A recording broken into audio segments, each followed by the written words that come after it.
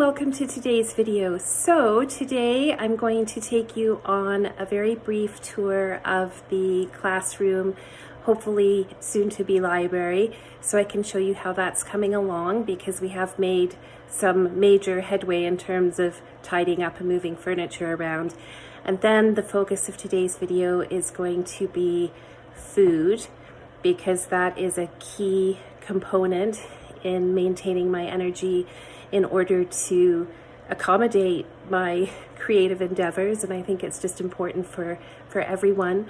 So I have made changes since January, and the first thing that I have been doing is using that morning apothecary and having the oatmeal every morning, and it seems to be a really good way to start the day.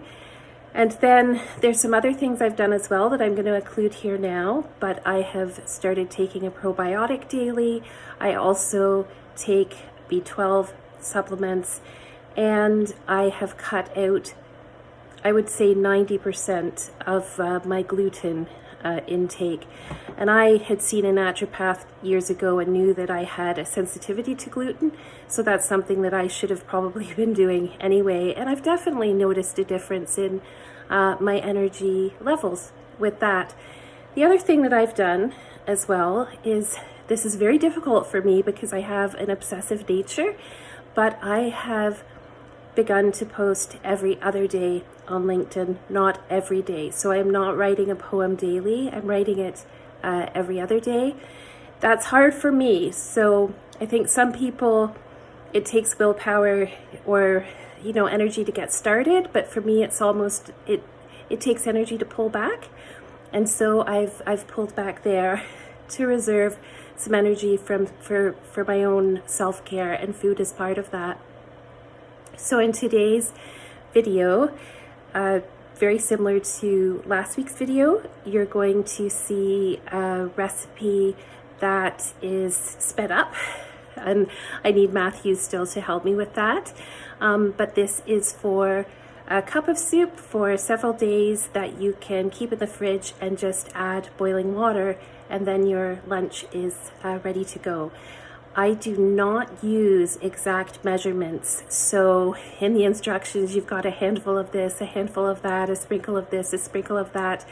I will, in the video description, do my best to give you approximate amounts and quantities, but it really is, it's almost what you feel like. And I think that for me, I am a very impatient crafter and cook, and so these things are fairly fast, and it literally is a grab and go. So I hope you like the video. I'm going to take you down to the classroom now, and then hopefully this cup of soup for writers on the go will be really, really helpful. Okay, so here's the update for the former classroom, hopefully soon to be English library. So coming in the double doors here, you'll see I do still have boxes here, and I've actually added some boxes from the classroom, but I do know what's in all of these boxes, so I have sorted through them. So coming into the double doors, the main thing that we've accomplished this week is the moving of the furniture. So this hutch that was originally on the other side of the classroom and had Spanish textbooks in it now will be for cups and plates and maybe some dried food. I'm going to use it to create this food station. This will also be part of the classroom or part of the library, with the coffee station here at the back. So I've just sort of moved everything around. This table, I believe, will eventually move to the other side of the basement. This is the table that my students used to sit around, and but for now it's there. The piano is still there where it was, but now you can see that the expanse of the room is basically clear for us to begin to build this library, or at least to organize the room into a library. So on the wall that I'm, aiming at right now, On that wall, there will be a fireplace with a mantelpiece, and it will be an electric fireplace because we don't have the funds to do a major construction job and put in a wood burning fireplace, which of course I would love. So maybe that's something for the future, but it will be an electric fireplace on that wall with a nice mantelpiece. And then moving back, there'll be a sofa facing that and maybe some easy chairs in a sitting area. And what I've done is I've taken the drawers that were where the coffee table is now, and I've put them here in this little alcove.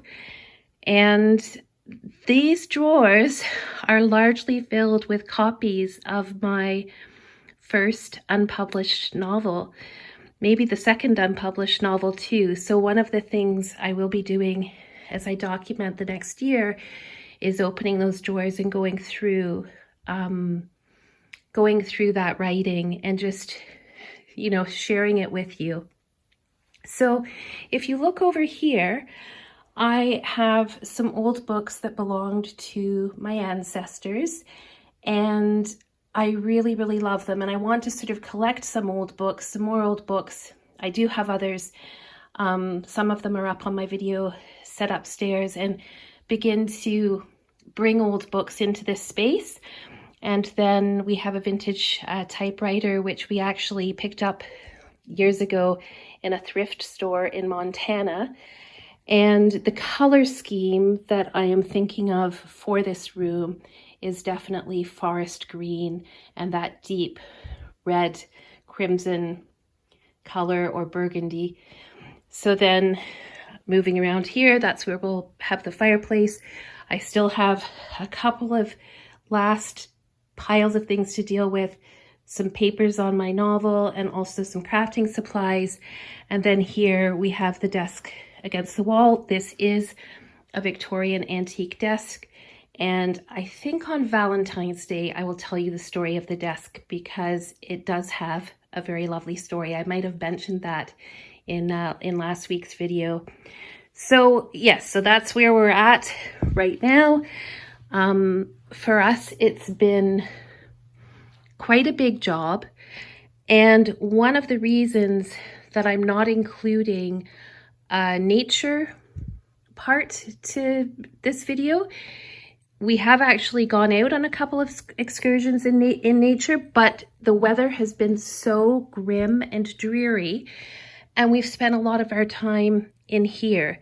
So because Francisco works a lot, sometimes I have to choose, can you help me move furniture, or are we going to go out?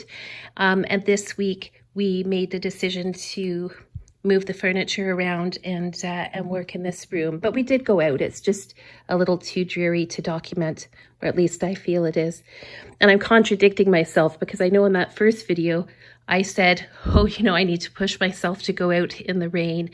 And I never come back empty-handed. So there you go. That's the room as it is. And hopefully next week I will have more updates for you.